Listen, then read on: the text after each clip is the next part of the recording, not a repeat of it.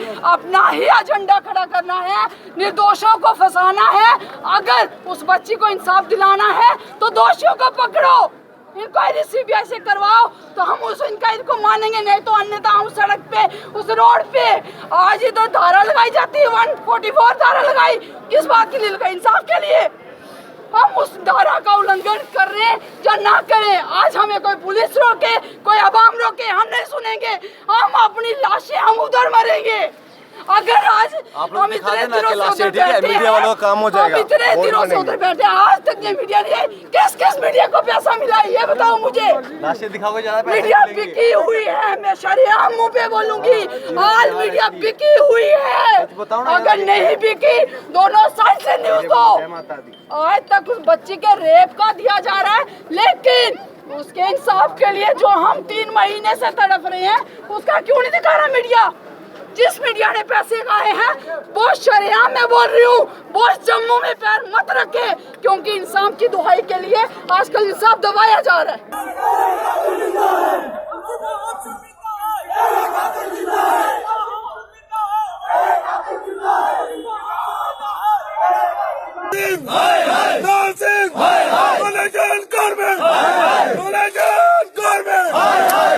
नमस्कार, मैं हूँ गायत्री गुप्ता और आप देख रहे हैं SPN 9 न्यूज।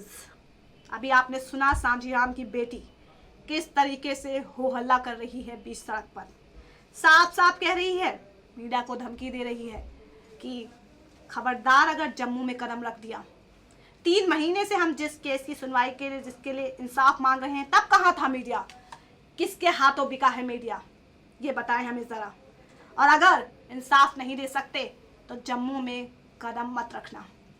ये कहना है सांझीराम की बेटी का, जिसका अभी आपने शुरुआत में वीडियो देखा। ये सांझीराम की बेटी हैं जिन्होंने अभी शुरुआत में जब एक केस सामने आया था, कठुआ कांड, तब इन्होंने कहा था कि अगर मेरे पिता दोषी पाए जाते हैं तो फांसी पर लटका दो। अब ये कहती हैं कि बच्ची का बलात्कार नहीं हुआ है, बच्ची की हत्या हुई है और दोषियों को फांसी दो, दोषियों को सजा दो। तो दोषी कौन है? क्या ये बताएंगी दोषी कौन है? क्या इनके पिता दोषी नहीं है? बिना बात के इनके पिता को पकड़ लिया गया? क्या इनके पिता को बिना सबूत के पकड़ा गया है? ये तो फिर सीधे सीधे जांच पर सवाल उठा रही हैं। इनका जो आक्रोश अभी आपने वीडियो में देखा, किस तरह से आक्रोशित हो रही हैं, किस तरह से चिल्ला रही हैं, और वहाँ आसपास के खड़े लोग सिर्फ और सिर्फ वहाँ पर इनकी बातों को सुन रहे हैं। मीडिया को सरेआम धमका रही हैं कि जम्मू में कदम मत रखना। क्या आपका जम्मू है? क्या आपने जम्मू को अपने हाथों में रखा है? आप कौन होती हैं मीडिया को बताने वाले कि जम्मू में कदम मत रखना? आप खुद एक महिला हैं और एक बच्ची के साथ बलात्कार होता है और आप अपने पिता का सपोर्ट करती हैं। क्या आपको पता नहीं? हम यहाँ नहीं कह रहे कि सांझीराम पूरी तरह से आरोपी हैं, क्योंकि आरोपी और अपराधी में बहुत अंतर होता है। केस कोर्ट पहुँच चुका है, अब कोर्ट ही फैसला करेगा कि कौन आरोपी है और कौन अपराधी है। क्या सांझीराम अपराधी है या नहीं है, ये अब अदालत फैसला करेगी सबूतों के आधार पर। लेकिन अगर यहाँ पर कहते हैं ना कि जहाँ आग होती है धुआं भी वहीं होता है, तो फिर ऐसे में सांझीराम को अगर मुख्य मास्टरमाइंड बनाया गया है इस केस का, तो कोई तो वजह होगी। अगर क्राइम ब्रांच ने सांझीराम का नाम लिया है, पुलिस ऑफिसर दीपक खजूरिया का नाम लिया है, और भी लोगों का नाम है इसमें, भतीजे और भाई का, बेटे का नाम शामिल किया गया है इसमें, तो फिर कुछ तो वजह होगी। तो ऐसे में सांझीराम की बेटी जिस तरह से बीच सड़क पर हो हल्ला कर रही हैं, ये इनको शोभा नहीं देता है। उन्हें समझना चाहिए कि आखिर वो किस केस के लिए बोल रही हैं, वो किस इंसाफ की मांग कर रही हैं। जो उनका आक्रोश नजर आ रहा है, अगर वो परी के लिए करें तो ज़्यादा अच्छा होगा। मीडिया को धमकाए नहीं, क्योंकि मीडिया में भी बहुत ताकत होती है। मीडिया की बदौलत ही शायद निर्भया कांड ने सरकार की नींव हिला दी थी। हम ये नहीं कह रहे हैं कि पूरा मीडिया बहुत सही है, क्योंकि गोदी मीडिया भी इन्हीं में आता है, जो सिर्फ और सिर्फ पेड पत्रकारिता करते हैं। हम उनकी पत्रकारिता की बात नहीं कर रहे हैं, लेकिन यहाँ पर अभी भी मीडिया में ऐसे कुछ हैं जो सही और सत्य से सरोकार रखते हैं। किस तरह से आप मीडिया को धमकी दे रही हैं, आप खुद सोच रही हैं आप कह क्या रही हैं? आपको शायद सोचना चाहिए। कठुआ कांड में एक बच्ची के साथ बलात्कार होता है और उस बच्ची की बेदर्दी से हत्या कर दी जाती है। माँ बाप कठुआ छोड़कर चले जाते हैं, अब कहते हैं हम दोबारा कठुआ नहीं आएंगे। इसका धार्मिकरण किया जा रहा है, इसमें बहुसंख्यक और अल्पसंख्यक ढूंढा जा रहा है। एक बच्ची की मौत हो जाती है, बच्ची के साथ बलात्कार होता है, उसमें हम मजहबी रंग ढूंढते हैं, उसमें हम सियासी रंग ढूंढते हैं। लेकिन जब ये खुद पर बीतती है तो शायद हमें दर्द का एहसास बहुत अच्छे से होता है कि नहीं, ऐसा नहीं होना चाहिए, यहाँ पर इंसाफ होना चाहिए। क्यों? क्योंकि वो हम पर गुजर रही है, लेकिन वो किसी और की बच्ची है तो सिर्फ और सिर्फ चिल्लाकर हो हल्ला करके हम बातों को निपटा लेंगे। यहाँ पर जो आरोपी, मुख्य आरोपी बनाए गए हैं, उसमें हो सकता है कहीं ना कहीं कुछ जांच में भी खामियां होंगी। ऐसा नहीं है, जब इसकी बहुत अच्छे से बारीकी से जांच की जाएगी तो निस्संदेह हर परत दर परत खुलेगी। लेकिन सांजीराम की बेटी का यह आक्रोश समझ से परे है कि आखिर वो धमका क्यों नहीं है मीडिया को, ये समझ से परे है। कठुआ कांड में जिस तरह से परी का बलात्कार हुआ, गैंगरेप किया गया, मामला जनवरी का था, अब सामने क्यों आया है, ये सबसे बड़ा सवाल है। हालांकि जम्मू में ये मामला पहले से चल रहा था, मीडिया में अब चर्चाओं का विषय बना है। तो चर्चाओं का विषय बना है, इसके पीछे भी सियासत हो सकती है। कहीं ना कहीं मीडिया को भी इसमें मैं लेना चाहूँगी। टीआरपी चाहिए उन्हें, कहीं ना कहीं उनको भी हर तरीके से खेल खेलना है। तो ऐसे में उन्होंने इस मुद्दे को अब उछाला है। अगर उत्तर प्रदेश में बीजेपी की सरकार है, जम्मू कश्मीर में बीजेपी और पीडीपी का अलायंस है, यहाँ पर भी अब मोदी सरकार को जमकर घेरा जा रहा है। सवाल तो यहाँ पर ये उठता है कि आखिर क्या मोदी सरकार में ही रेप हो रहे हैं? ऐसा नहीं कि यूपी सरकार में रेप नहीं हुए, रेप हर सरकार में होते हैं। तो फिर इसमें मोदी सरकार को ही घेरना कहाँ तक बनता है, और फिर इसमें मोदी सरकार पे ही सवाल उठाना कैसे बनता है? मैं मोदी सरकार का पक्ष नहीं ले रही हूँ, लेकिन हाँ, क्या रेप और जगह नहीं हुए?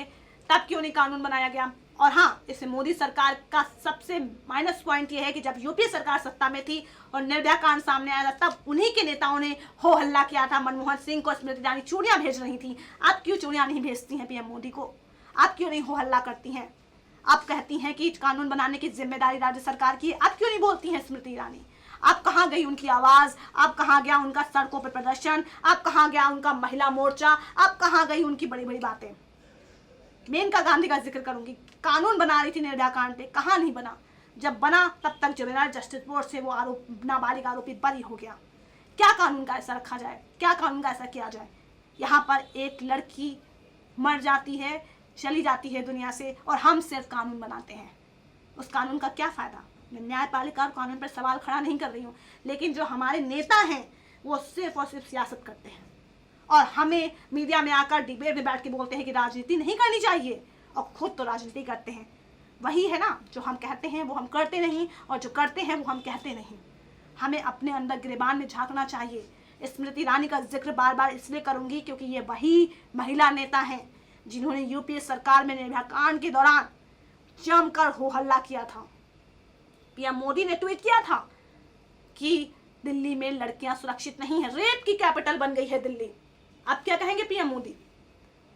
न्यूयॉर्क टाइम्स ने साफ साफ कहा है भारत रेप का कंट्री बन गया। अब क्या कहेंगे पीएम मोदी? विदेशी दौरे पर हैं वो, वैश्विक स्तर पर हिंदुस्तान की छवि बना रहे हैं। क्या कहेंगे पीएम मोदी? अब क्यों नहीं जवाब दे रहे हैं? जब काफ़ी हो हल्ला बोला गया तब उनका मौन व्रत टूटा, और तब उन्होंने कहा दोषियों को बख्शा नहीं जाएगा, और कहते हैं बेटी बचाओ बेटी पढ़ाओ। अगर आप विपक्ष में थे उस वक्त तो आपने सत्ता सरकार को घेरा, तो इस वक्त आप जवाब दीजिए जब आप सत्ता में हैं, और विपक्ष का जवाब दीजिए कि अब ऐसा क्यों हो रहा है। आप स्मृति ईरानी क्यों नहीं बोलती हैं? एक लाइन में क्यों अपनी बातों को ख़त्म कर देती हैं? आप बोलें, अब करें यहाँ आक्रोश, क्योंकि उनके ही बीजेपी विधायकों पर आरोप लगा है, इसलिए वो आक्रोश, वो गुस्सा, वो उबाल अब ठंडा पड़ गया है। अब नहीं बोल रही हैं वो स्मृति ईरानी। उन्नाव में बीजेपी विधायक कुलदीप सिंह सेंगर और यहाँ पर लाल सिंह और चंद्र प्रकाश, जिनका अब इस्तीफा भी स्वीकार कर लिया गया है, वो बीजेपी के विधायक हैं जो हिंदू एकता मंच पर सपोर्ट करते हैं आरोपियों का। लेकिन वहाँ पर बीजेपी के पक्ष में ये बयान, बीजेपी ये कहती है कि वहाँ पर जो बात हो रही थी रोहिंग्या मुसलमानों को लेकर बात हो रही थी, ना कि परी केस को लेकर बात हो रही थी। जब इस पर काफ़ी हो हल्ला हुआ, यहाँ पर जब बीजेपी के 2 विधायक इन्वॉल्व थे, इसीलिए शायद इस केस को अभी तक ज़्यादा सुर्खियाँ नहीं मिली। लेकिन अब ये मीडिया में 2 महीने बाद चर्चाओं में आ गया। 10 जनवरी का केस अब जाके अप्रैल में चर्चाओं में आया है। सोचिए ज़रा। लाल सिंह ने बकायदा इस पर अपना बयान दिया। उन्होंने कहा सुनवाई होनी चाहिए, बच्ची को इंसाफ मिलना चाहिए, CBI इंक्वायरी होनी चाहिए।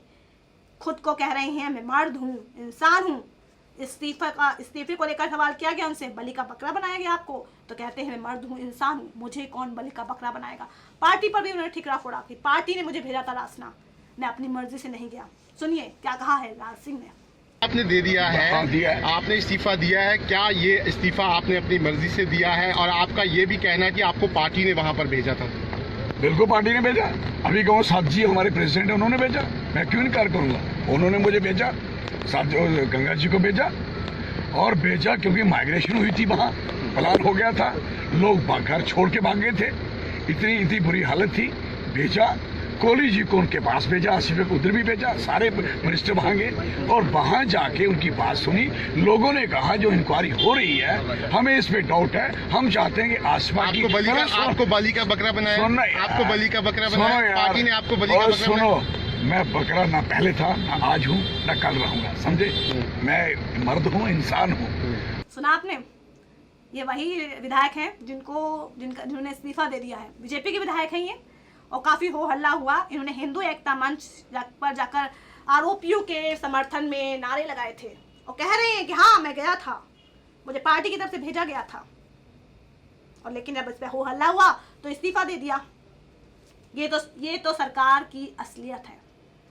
तो वहीं आप जब परी के पिता का सोचिए, उनके माँ बाप का सोचिए, क्या गुजर रही है। कठुआ जिला छोड़कर चले गए हैं क्योंकि उनकी कमाई जो होती है वो पशुओं को बेचने से होती है। एक रिपोर्ट बकायदा सामने आई थी, और जो ईद का मौका होता है तब वो पशुओं को बिक्री करते हैं, पशुओं की बिक्री करते हैं, तब उन्हें कुछ खाने के लिए रोजी रोटी मिलती है। वहाँ पर थोड़ा सा पहाड़ी इलाका है तो वो उनका कुछ ऐसा रीज़न होता है कि वो पहले नीचे आ जाते हैं और फिर जाके पहाड़ी इलाकों में पहाड़ पर रहने लगते हैं। लेकिन अब उन्होंने कहा है कि अब वो शायद कठुआ वापस नहीं आएंगे क्योंकि इस दंश ने उन्हें बहुत ज़्यादा दर्द पहुँचाया है। परी की जो माँ है वो लगातार इंसाफ की मांग कर रही हैं। रितिका नाम है। वो आसिया आपकी क्या लगती थी? बच्ची थी आपकी बच्ची थी, बड़े में से साथ को मारे हमको इंसाफ चाहिए, हमको जरूरत नहीं होती किसी का, हमको बस इंसाफ चाहिए। सुना आपने, माँ जो 9 महीने अपनी कोख में अपने बच्चे को रखती है। कहते हैं बच्चे को पैदा करते वक्त माँ का दूसरा जन्म होता है। ये समझाने की शायद मुझे आपको ज़रूरत ज़्यादा नहीं है। सोचिए उसकी बच्ची के साथ इतना दर्दनाक काम हो जाता है, वो माँ कैसे शांत हो सकती है।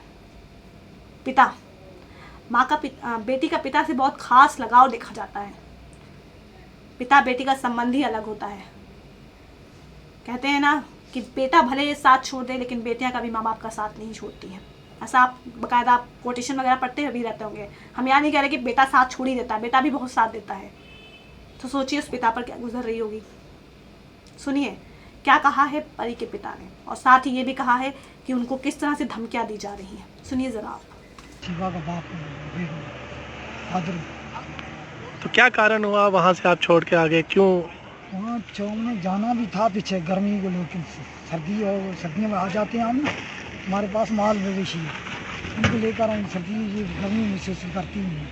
तो ज़्यादा हमें थोड़ा ठहर के आना था, लेकिन हमें बहुत जगत पड़ गई, हमें वो बहुत गर्म हो रही थी, लोग बहुत शोरों से उठा रहे थे, पाल्टिंग की वजह से बहुत तो हो रहे थे, ये करेंगे वो करेंगे इस तरह। चलो ऐसे को पकड़े उन्होंने फिर ज़्यादा जोर मचा दिया। और जैसे हमारे आप बंदों को मराओगे हम भी ऐसे मारोगे, जहाँ शहरों में हमको नजर आएगा उधर ही मारेंगे। उन्होंने बोला जिधर शहर होगा सिटी होगा उधर ही आपको बकराल मिलेगा, हम उधर ही खत्म कर, जैसे हमारे बंदे के साथ। इसी वजह से हम ज़्यादा जो दर्दनाक हादसा आपके साथ हुआ है, जो लोग पकड़े गए हैं आसिफा के हत्यारे, उनके लिए किस तरह की सज़ा की मांग करेंगे? सजा ये उनको फांसी नहीं चाहिए, बस जैसी आसिफा के साथ हुआ ऐसा होना चाहिए। जब आपको पता चला तो किस तरह से आपको पता चला? जब आपकी बच्ची का जो है वो पता चला ऐसे ही, पहले बोलते कि गुम होगी, फिर हमको मिला नहीं, फिर हमने बोला कि जंगल में खा दिया, जंगल में ढूंढा, 8 दिन तक ढूंढता रहे जंगल में इधर उधर। फिर हमने बोला कोई उठा के ले गया, वो जो लड़की बच्चे उठाने वाले थे वो ले गए। फिर वहाँ हमको डेड बॉडी मिला, फिर हमको विश्वास हो गया कि इन्होंने ऐसे किया। आप किन लोगों द्वारा आपको जो है थ्रेट्स दिए गए हैं या कोई धमकियाँ दी हैं? धमकियाँ तो दी उन्हें गाँव वालों ने दी हैं, पर लेकिन उन्होंने हमको ये विश्वास हो गया उनके ऊपर हमको यही आ गया कि हाँ इन्होंने ऐसे किया। तो यहाँ मैंने अपने इस खास प्रोग्राम में आपको सांजीराम की बेटी लाल सिंह, जो कि बीजेपी विधायक हैं, परी की माँ, परी के पिता यानी माता पिता, सबका पक्ष सुनाया। अब आप सुनिए, आप समझिए क्या होना चाहिए इस केस में। क्या अभी भी इसमें धर्म जोड़ा जाना चाहिए? सिर्फ इंसानियत के नाते इस केस को देखिएगा और फिर आराम से सोचिएगा, क्या इसके सियासी मायने हो सकते हैं? आपको सियासी मायने क्या नज़र आते हैं? जनवरी का केस अब अप्रैल में क्यों सामने आया? आपको क्या लगता है? आप अपनी राय हमें दीजिए, हम आपकी राय पर काम करेंगे और आपकी राय को हम अपनी स्क्रीन पर दिखाएंगे। नमस्कार।